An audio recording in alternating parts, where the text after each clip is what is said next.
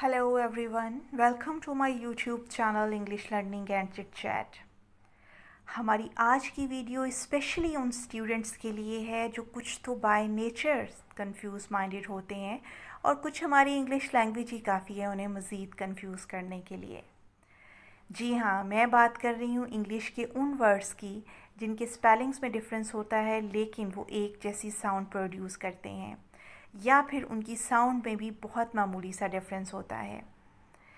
ये वर्ड्स अपने मुख्तलिफ मीनिंग रखते हैं जिसकी वजह से इनका यूजेज भी मुख्तलिफ होता है और एक फॉरेन लर्नर अपनी राइटिंग में इन वर्ड्स को यूज़ करते वक्त कंफ्यूज रहता है क्योंकि इन वर्ड्स में से करेक्ट वर्ड का चुनाव उसके लिए प्रॉब्लमेटिक होता है।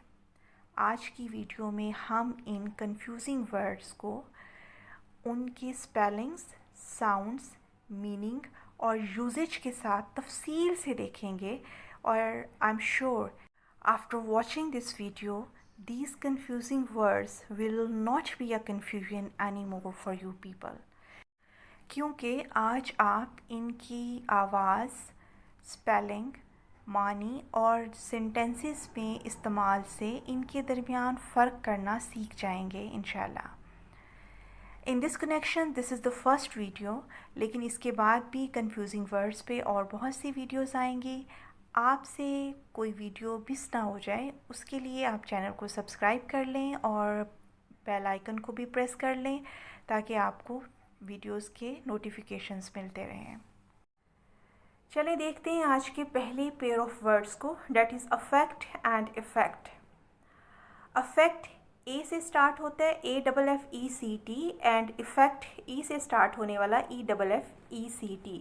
आप देखें कि इनके स्पेलिंग में बहुत माइनर डिफरेंस है, स्टार्टिंग में ए और ई का डिफरेंस है। जो अफेक्ट ए से स्टार्ट होता है, जो ऊपर लिखा हुआ है AFFECT, ये एज अ वर्ब यूज़ होता है। और वर्ब क्या होता है? वर्ब एक ऐसा पार्ट ऑफ स्पीच है जिससे किसी काम का करना या होना जाहिर हो। जैसे इसी अफेक्ट को ही ले लें, अफेक्ट असर करना, यानी कोई फेल सर अंजाम पा रहा है, कोई एक्शन हो रहा है, ऐसे वर्ड्स को हम वर्ब कहते हैं। आगे ब्रैकेट में देखें, वर्ब के साथ टी लिखा हुआ है ब्रैकेट में, जो कि ये शो करता है कि अफेक्ट एक ट्रांजिटिव वर्ब है।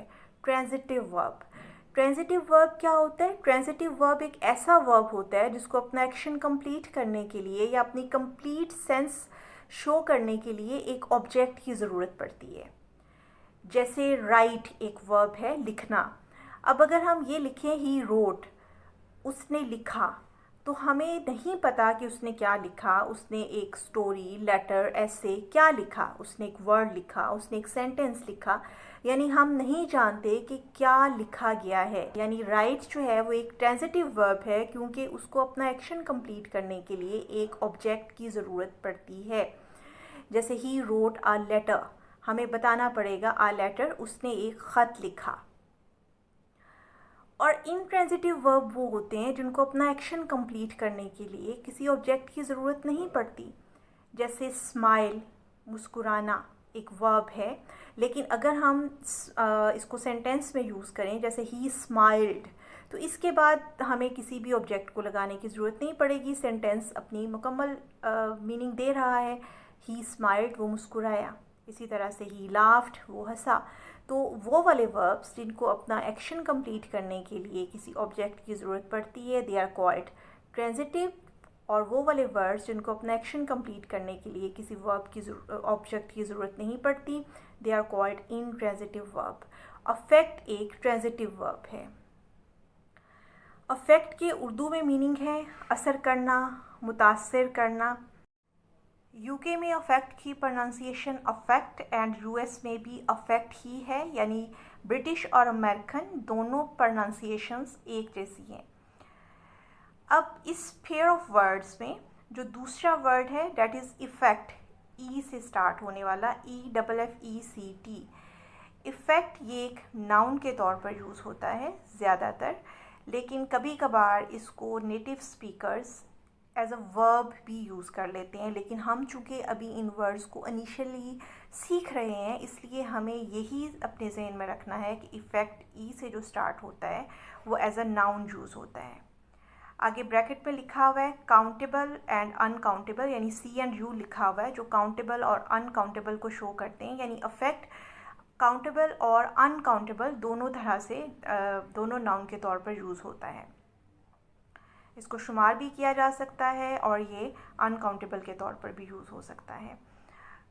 नाउन्स के ऊपर एक मेरी बहुत डिटेल्ड वीडियो मौजूद है, आप ज़रूर उसको देखिएगा। उसका लिंक मैंने डिस्क्रिप्शन बॉक्स में दिया हुआ है, जाइए और विज़िट कीजिए। और नाउन्स के बारे में अगर आपको कोई भी उनकी काइंड्स के बारे में जानना है या एग्जांपल सेंटेंसेस आपको चाहिए तो बहुत सारे आपको वहाँ से मिल जाएंगे। तो ई से स्टार्ट होने वाला अफेक्ट जो है, जो कि नाउन के तौर पर यूज़ हो रहा है, उसके उर्दू में मीनिंग्स हैं असर, नतीजा, एहसास। यूके में इसकी प्रोनाउंसिएशन है इफ़ेक्ट, ई से देखिए आप ज़रा इफ़ेक्ट।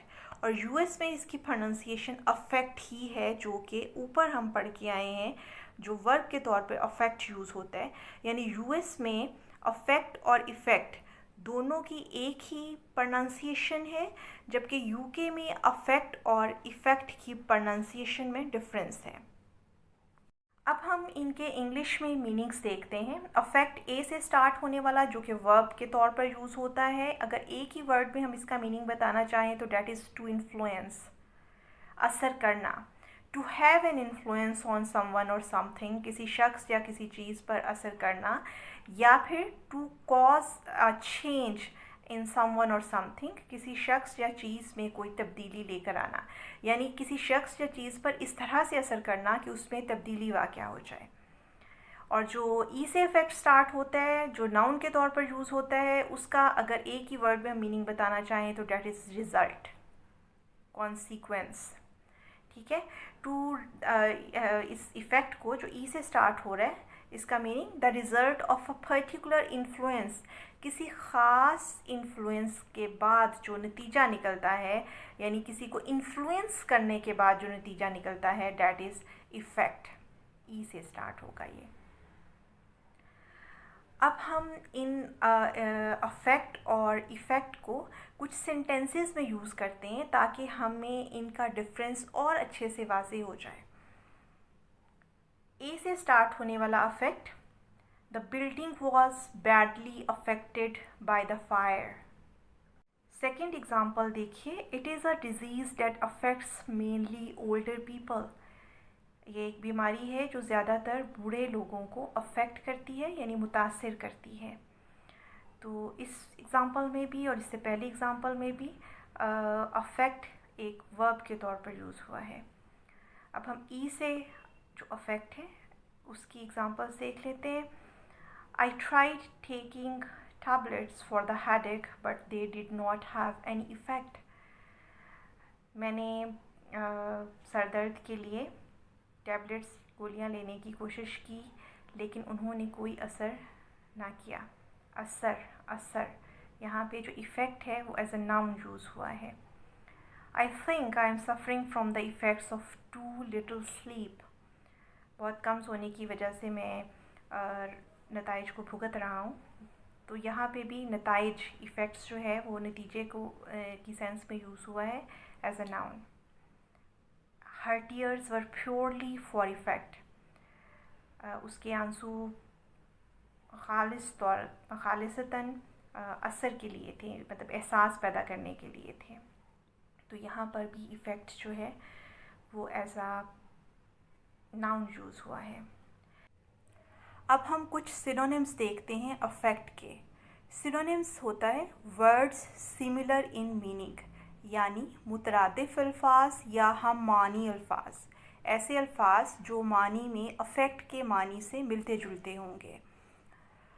चूँकि ये सब के सब सिनोनिम्स अफेक्ट के सिनोनिम्स हैं जो कि बतौर वर्ब यूज़ होता है, इसलिए ये तमाम सिनोनिम्स भी बतौर वर्ब ही यूज़ होंगे। Influence, exert, influence on, have an effect on, act on, work on, touch, have an impact on, strike at, hit, change, alter, modify, transform, form, shape, determine and decide. अब इसी तरह से कुछ synonyms देखते हैं effect के, ई से start होने वाले इफ़ेक्ट के। और ये जितने भी सिनोनिम्स हैं ये एज अ नाउन ही यूज़ होंगे, जिस तरह से इफ़ेक्ट खुद एज अ नाउन यूज़ होता है। Result, consequence, upshot, outcome, outturn, sequel, reaction, end result, conclusion, termination, fruit, fruits, product, byproduct. Next pair of confusing words is advise and advice. ADVISE advise verb के तौर पर use होता है। ADVICE advice noun के तौर पर use होता है। स्पेलिंग में आप देखें सेकंड लास्ट लेटर दोनों वर्ड्स में डिफरेंट है। एस और सी ये डिफरेंस दोनों में पाया जाता है, बहुत माइनर सा डिफरेंस है। जो एडवाइस ADVISE वाला है फर्स्ट में जो लिखा हुआ है वो वर्ब के तौर पर यूज़ होता है, ट्रांजिटिव और इंट्रांजिटिव दोनों वर्ब के तौर पर वो यूज़ होता है दोनों तरह से। इसके उर्दू में मीनिंग है मशवरा देना, नसीहत करना, राय देना। ब्रिटिश इसकी प्रोनाउंसिएशन एडवाइज़, और यूएस में भी इसकी प्रोनाउंसिएशन यही है एडवाइज़ ही। तो ब्रिटिश अमेरिकन प्रोनाउंसिएशन दोनों इसकी एक ही हैं। अब जो दूसरा इस पेयर में जो वर्ड है डेट इज़ एडवाइस, नाउन के तौर पे यूज़ होता है, अनकाउंटेबल नाउन के तौर पर। मीनिंग इसका उर्दू में है मशवरा, नसीहत, राय। और ब्रिटिश में इसकी प्रोनाउंसिएशन एडवाइज़, और यूएस में भी इसकी यही प्रोनाउंसिएशन है, यानी अमेरिकन ब्रिटिश दोनों प्रोनाउंसिएशन एक ही हैं। अब हम इंग्लिश में इनके मीनिंग्स देखते हैं। एडवाइस ADVISE जो एज अ वर्ब यूज़ होता है। टू गिव समवन एडवाइस, किसी को नसीहत करना या देना। If you advise someone or to do something, it means you tell them what you think they should do। अगर आप किसी शख्स को किसी चीज़ के बारे में मशवरा देते हैं तो आप दरअसल उन्हें ये बता रहे होते हैं कि आपके ख़्याल में उन्हें क्या करना चाहिए, यानी आप उन्हें अपनी राय दे रहे होते हैं। एक तो ये इसके मीनिंग है। दूसरा इसका मीनिंग ये है कि कभी एक्सपर्ट्स भी आपको नसीहत करते हैं, नसीहत देते हैं, मशवरा देते हैं। तो जब वो आपको मशवरा देते हैं तो फिर वो दरअसल उस ख़ास टॉपिक पे, उस ख़ास सब्जेक्ट पे आपकी हेल्प कर रहे होते हैं और आपको इन्फॉर्मेशन दे रहे होते हैं। यानी ये भी एक फ़ेल ही सरअंजाम पा रहा है, एक एक्शन ही हो रहा है हेल्प, मदद करने का और इन्फॉर्मेशन देने का। तो इस तरह से यहाँ पे भी जो एडवाइस है वो एज अ वर्ब वाला ही हम यूज़ करेंगे, ADVISE वाला। If an expert advises people on a particular subject, he or she gives them help and information on that topic। तो ये भी एक फेल ही, एक काम ही सरअंजाम पा रहा है, तो ये एक वर्ब के तौर पर ही काम करेगा। यहाँ पे भी एडवाइस ही आएगा जब कोई एक्सपर्ट आपको मशवरा दे रहा होता है। अब हम मीनिंग्स देखते हैं एडवाइस के। ADVICE जो कि एज अ नाउन यूज़ होता है। अब इसके मीनिंग क्या है? An opinion that someone offers you about what you should do और how you should act in a particular situation. ये वो राय है जो कोई आपको उस वक्त देता है जब वो आपको ये बताना चाह रहा होता है कि आपको क्या करना चाहिए या आपको इन ख़ास हालात में किस तरह से एक्ट करना चाहिए, किस तरह से रिएक्ट करना चाहिए। कुछ एग्जाम्पल सेंटेंसेस हम इनके देखते हैं जिससे इनका डिफरेंस क्लियर होके सामने आएगा। एडवाइस की एग्जाम्पल है पहली, doctors advised that he should be transferred to a private room। Doctors ने मशवरा दिया कि उसे एक प्राइवेट रूम में ट्रांसफ़र कर देना चाहिए। सेकेंड एग्जाम्पल देखिए, Ikram is a lawyer, he advises on legal matters. अब ये एक्सपर्ट वाला जो मीनिंग हमने पढ़ा था ना कि एक्सपर्ट भी जब अपनी राय देते हैं तो वो भी एडवाइज़ करते हैं, एज अ वर्ब ही यूज़ होगा। तो ये उस सेंस में आ गई बात, क्योंकि लॉयर जो है वो लीगल मैटर्स पे एक्सपर्ट है, तो वो मशवरा देता है लीगल मैटर्स पे, कानूनी मामला जो भी होते हैं। अब जो दूसरा एडवाइस है ADVICE, उसकी एग्जांपल्स कुछ देख लेते हैं। I think I take your advice and get the green dress. यहाँ पे एडवाइस नसीहत के तौर पर यूज़ हुआ है, मशवरे के तौर पर यूज़ हुआ है। Can I give you a piece of advice. अब यहाँ पे लगे हाथों में थोड़ी सी आपको बात बता दूँ। अभी हमने कुछ देर पहले पढ़ा कि एडवाइस एक अनकाउंटेबल नाउन है, और अगर हमने उसकी जमा बनानी है या उसको एक सिंगुलर सेंस में शो करना है, तो उसके लिए फिर हम पीस ऑफ या पीसीज ऑफ लगाएंगे। अगर हमने सिंगुलरली एडवाइस को यूज़ करना है तो फिर हम लगाएंगे आ पीस ऑफ एडवाइस। और अगर हमने ज़्यादा सारे नसीहतों के बारे में या ज़्यादा सारे मशवरों और राय के बारे में बात करनी है, तो फिर हम पीसीज ऑफ एडवाइस लगाएंगे। ठीक हो गया। Can I give you a piece of advice, क्या मैं आपको एक नसीहत कर सकता हूँ। अगली एग्जांपल देखिए। My advice is to go by train. मेरा मशवरा है कि आप ट्रेन से जाएं। We went to Lahore on Sara's advice. हम सारा के राय पर लाहौर गए। लगे हाथों अब हम एडवाइस के कुछ सिनोनिम्स देख लेते हैं। ऐसे वर्ड्स जो एडवाइस की जगह पर यूज़ हो सकते हैं, उसके जैसा मीनिंग दे सकते हैं और एज अ वर्ब ही यूज़ होंगे। Counsel, guide, direct, instruct, illuminate, educate, advocate, suggest, recommend, commend, urge, encourage, enjoin, subscribe to, support, speak for, call for, campaign for, argue for and promote। कुछ words जो कि advice के synonyms के हैं। Guidance, advising, counselling, counsel, help, direction, instruction, information, enlightenment, recommendations, guidelines, suggestions, hints, tips, pointers, ideas, opinions, views, and facts. Next pair of confusing words is alter and alter. ALTER, alter. This is a verb. Transitive और intransitive दोनों तरह से ये use होता है। और दूसरा जो ऑल्टर है, दैट इज़ ALTAR, ये नाउन के तौर पर यूज़ होता है, काउंटेबल नाउन के तौर पर। अब इसके स्पेलिंग्स आप देखें, दोनों में सेकंड लास्ट लेटर दोनों का फ़र्क है, TER एंड TAR। जो ALTER है वो वर्ब के तौर पर यूज़ होगा। उसके मीनिंग है रद्दो-बदल करना, तब्दील करना, तब्दीली लेकर आना। इसकी ब्रिटिश में प्रोनाउंसिएशन ऑल्टर और US में इट्स ऑल्टर। दूसरा जो इस पेयर में वर्ड है, दैट इज़ ऑल्टर, ये नाउन के तौर पर यूज़ होता है, काउंटेबल नाउन के तौर पर यूज़ होता है। उर्दू में इसके मीनिंग है कुर्बानगाह, कुर्बानी करने की जगह या मेज़। इसकी British pronunciation altar and alter दोनों ही हैं, और अमेरिकन इसकी प्रोनाउंसिएशन ऑल्टर ही है। अमेरिकन में दोनों ऑल्टर एक ही प्रोनाउंसिएशन के साथ बोले जाते हैं। अब हम इंग्लिश में इनके मीनिंग्स देखते हैं। ऑल्टर वर्ब, इसके मीनिंग है टू चेंज। ट्रांजिटिव और इंट्रांजिटिव दोनों तरह से यूज़ होता है। To change something usually slightly, slightly मामूली तौर पर, थोड़ा सा, किसी चीज़ को थोड़ा सा तब्दील करना, या फिर to cause the characteristics of something to change, किसी चीज़ को इतना तब्दील करना कि उसकी कैरेक्टरिस्टिक्स, उसकी खसूसियात और उसकी खूबियाँ ही चेंज हो जाएं।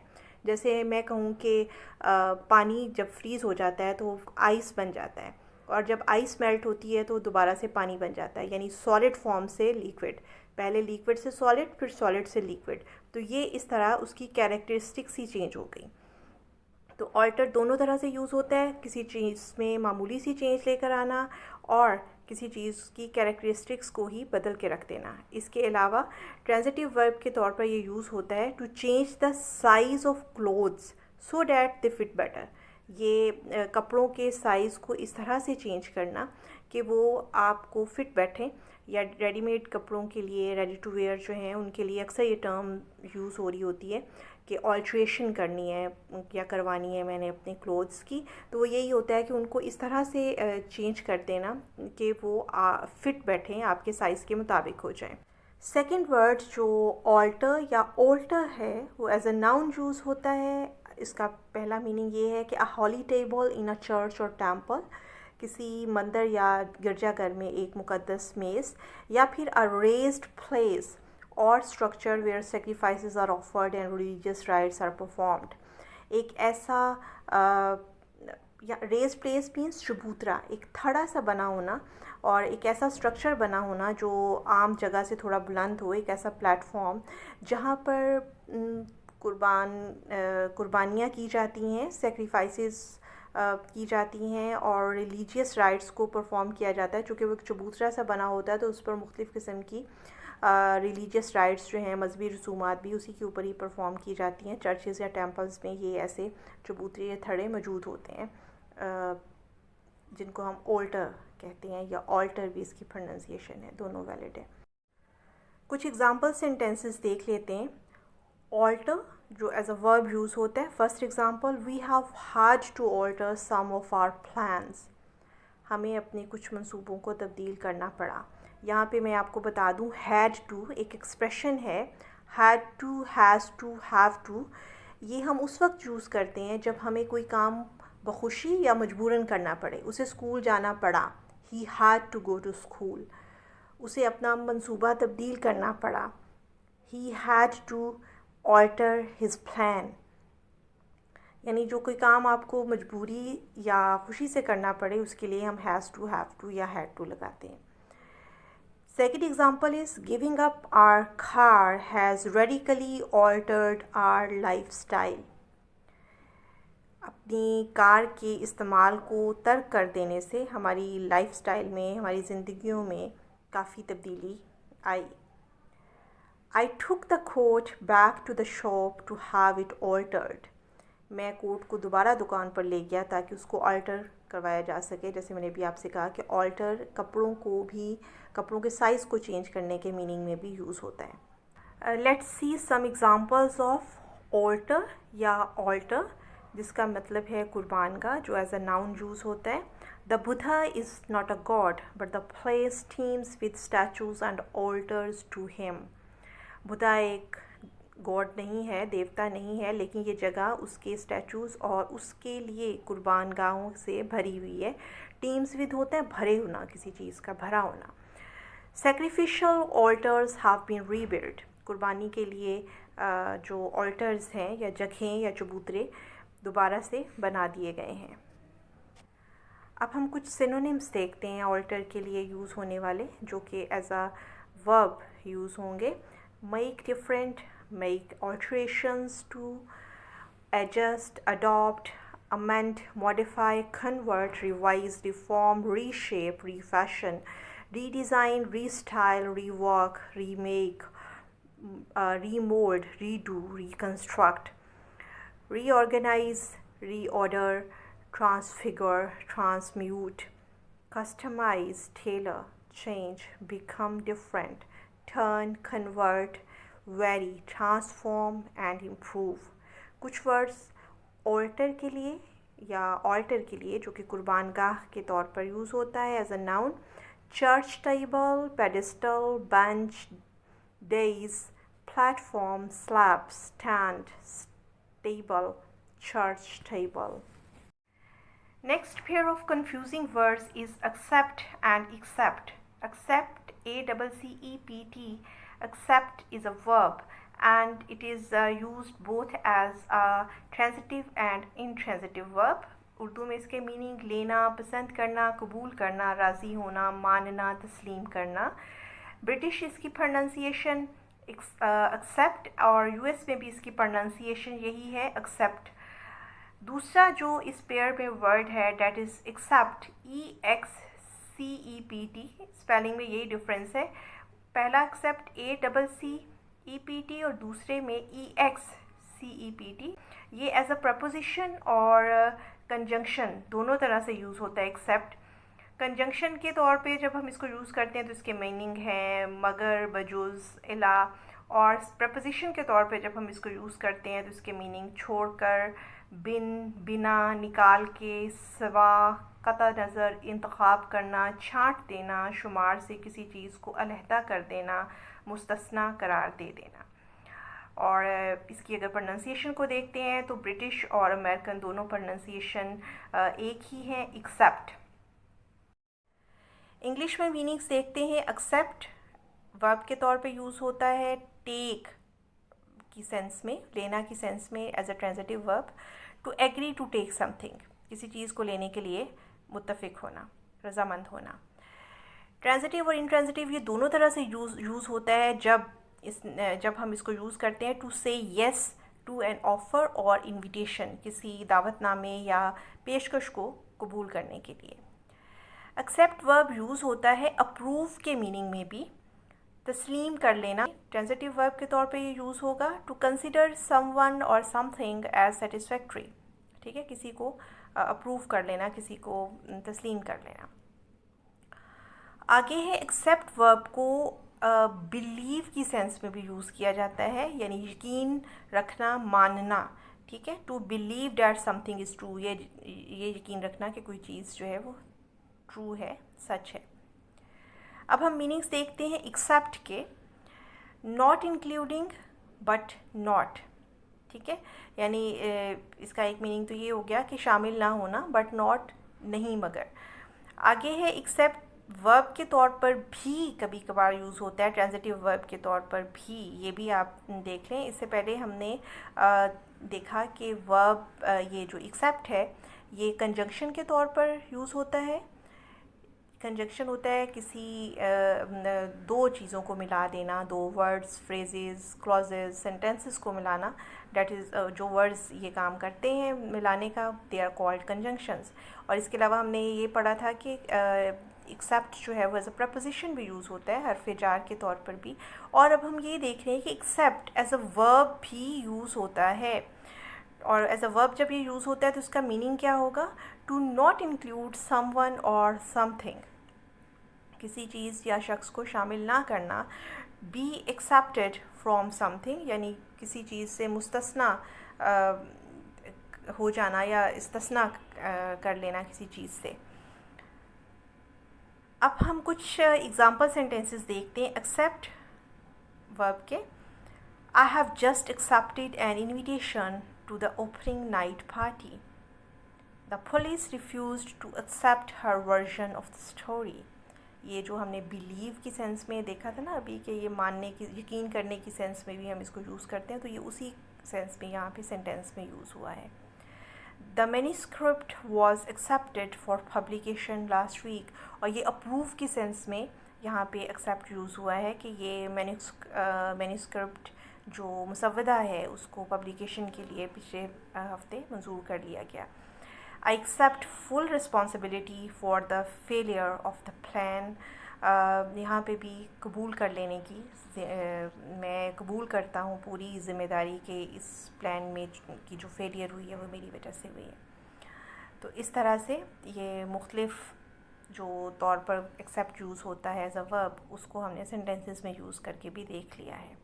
अब हम एक्सेप्ट के कुछ एग्जाम्पल सेंटेंसेस देख लेते हैं।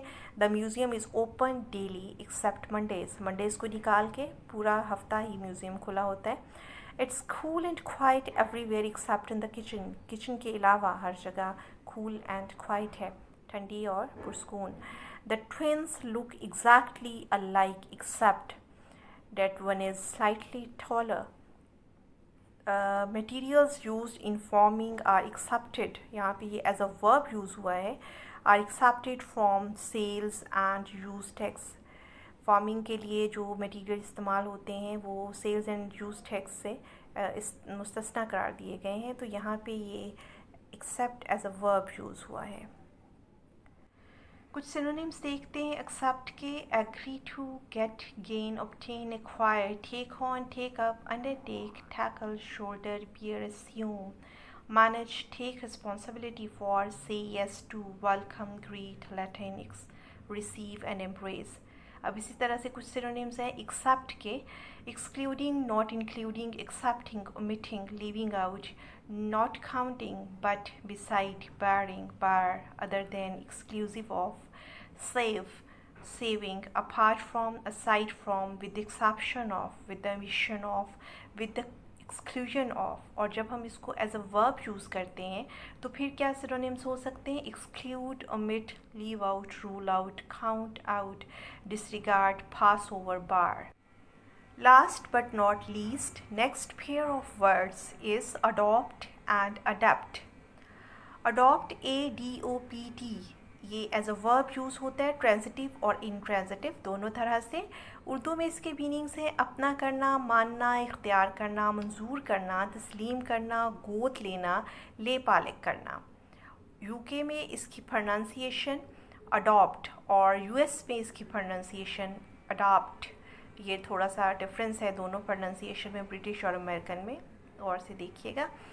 अडेप्ट अगला वर्ड है इसी पेयर में, जिसका मीनिंग है पक्का, पुख्ता, मुस्तैद, फाजिल, कार आजमूदा, तजर्बाकार, कामिल, माहिर उस्ताद, हुनरमंद, तरबियत याफ्ता, और ये एज एन एडजेक्टिव यूज़ होता है अडेप्ट।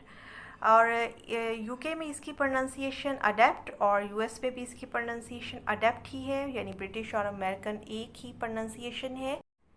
इंग्लिश में इसके मीनिंग देखते हैं। अडॉप्ट जो एज अ वर्ब यूज़ होता है, पहला इसका meaning to legally take another person's child into your own family and take care of him or her as your own child. किसी दूसरे के बच्चे को अपने ख़ानदान में शामिल कर लेना और उसका अपने बच्चे की तरह से ख्याल रखना।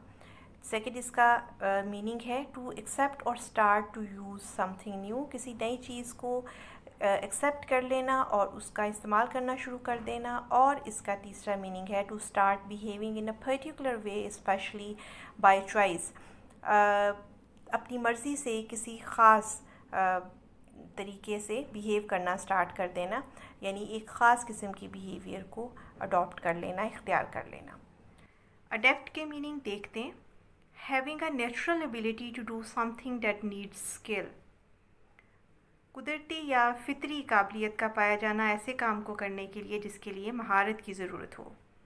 और इसके दूसरे मीनिंग्स स्किल्ड, तरबियत याफ्ता या माहिर, यानी जिसने, एक तो होता है कि कुदरती एबिलिटी आप में पाई जाती है, सेकेंडली ये होता है कि आपने ट्रेनिंग से सीख के स्किल्स को हासिल कर लिया है और आप माहिर हो गए हैं उस काम के लिए, तो ये भी अडेप्ट के मीनिंग में ही आएगा। अब हम यूजेज देख लेते हैं इन वर्ड्स का। एग्ज़ाम्पल्स देखते हैं अडॉप्ट की। They have adopted a baby girl, तो उन्होंने एक बच्ची को अडॉप्ट किया है, मतलब ले पालिक जिसको हम कहते हैं, गोद लिया है, उन्होंने एक बच्चे को गोद लिया है। She lives with 5 dogs she adopted from an animal shelter. अच्छा, सिर्फ इंसानों के बच्चों को ही अडॉप्ट नहीं किया जाता, बल्कि जानवरों के बच्चों को भी एनिमल शेल्टर से अडॉप्ट किया जा सकता है। लीगली उनको भी अपने घर या अपनी फैमिली में लेकर आया जा सकता है। Example number 3, I think it's time to adopt a different strategy in my dealings with him. And example number 4, he has been adopted as a party's candidate for the South region. Adapt के देख लेते हैं कुछ example sentences. He is adept at making people feel at ease. Or she is very adept at dealing with the media. तो ये दोनों examples में यहाँ पे स्किल्स का ज़िक्र है कि कोई कितना स्किलफुल है अपने जॉब में। सिनोनिम्स देखते हैं अडॉप्ट के। Embrace, take on, acquire, affect, assume, appropriate, approve, agree to, accept, sanction, support, choose, select, pick. And synonyms for adept: expert, proficient, accomplished, skillful, talented, gifted, peerless, able, capable, competent, brilliant, very good, splendid, marvelous, outstanding, first rate, first class, excellent, impressive and fine. आज के लिए इतने ही confusing pairs of words. अगर आप इसी तरह से English language को लेके अपनी इन कन्फ्यूजन को दूर करना चाहते हैं तो मेरी आने वाली वीडियोस देखते रहिएगा। उम्मीद है कि आपको वीडियो पसंद आई होगी, आप इसको लाइक करेंगे, अपने फ्रेंड्स के साथ शेयर करेंगे। Thank you.